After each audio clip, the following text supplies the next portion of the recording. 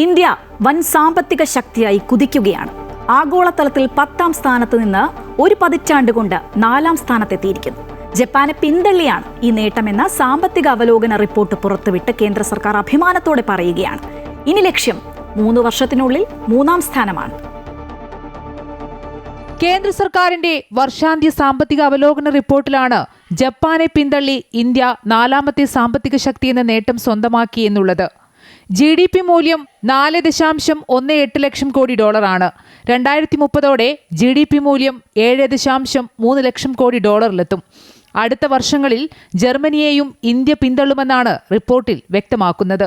2028 5 lakh crore dollar സമ്പദ് വ്യവസ്ഥയെന്ന നിർണായക സംഖ്യയിലേക്ക് India എത്തുകയെന്നും വിലയിരുത്തുന്നു. IMFന്റെ മുൻ റിപ്പോർട്ടുകൾ പ്രകാരം 2026 ഇന്ത്യൻ സമ്പദ് വ്യവസ്ഥയുടെ മൂല്യം 4.51 ലക്ഷം കോടി ഡോളറും ജപ്പാന്റേത് 4.46 ലക്ഷം കോടി ഡോളറുമായിരിക്കും. നടപ്പ് സാമ്പത്തിക വർഷത്തെ 2ാം പാദമായ ജൂലൈ സെപ്റ്റംബറിൽ 8.2% GDP വളർച്ച നേടിയ ഇന്ത്യ ലോകത്തെ ഏറ്റവും വേഗം വളരുന്ന വലിയ സാമ്പത്തിക ശക്തിയായി മാറിയിരുന്നു.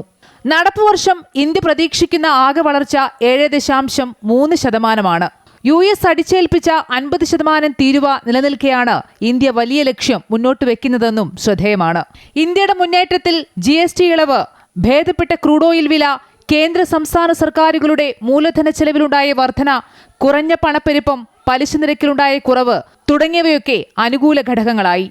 രാജ്യാന്തര നാണയനിധിയുടെ ഔദ്യോഗിക റിപ്പോർട്ട് വരുമ്പോൾ മാത്രമേ 4ാം സ്ഥാനം നേടിയെന്ന കേന്ദ്ര സർക്കാരിന്റെ വാദം സ്ഥിരീകരിക്കാനാകൂ. $30 ട്രില്യൺ മൂല്യവുമായി US ആണ് ലോകത്തെ ഏറ്റവും വലിയ സാമ്പത്തിക ശക്തി. ചൈനയാണ് 2ാമത്. News desk, Amrita TV.